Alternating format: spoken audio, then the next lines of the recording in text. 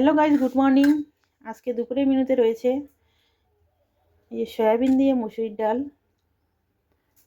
ধনিয়া পাতাও দিয়েছি, সেটা দেখা যাচ্ছে না।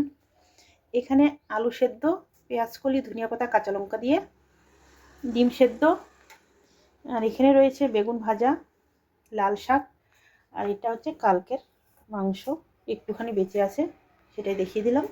এই হচ্ছে আজকে আমাদের দুপুরের মেনু। তো চলো, অনেকদিন পর আজকে দুপুরের লাঞ্চের ভিডিও দিলাম।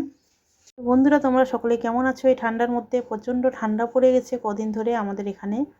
তোমাদের ওখানেও জানি ঠান্ডা পড়েছে, কিন্তু কোনো জায়গায় কম, কোনো জায়গায় বেশি। আমাদের এদিকটায় খুবই বেশি ঠান্ডা পড়ে গেছে। বন্ধুরা, কদিন ধরে সূর্যের মুখ আমরা দেখতে পাচ্ছি না, কাপড় শুকাতে খুবই কষ্ট, যেহেতু রৌদ্র নেই, এত ঠান্ডা পড়ে গেছে। তাই এই ঠান্ডার মধ্যে সকলেই ভালো থেকো, সুস্থ থেকো, আর সকলেই তোমরা খুব খুব ভালো থেকো আর সাবধানে থেকো।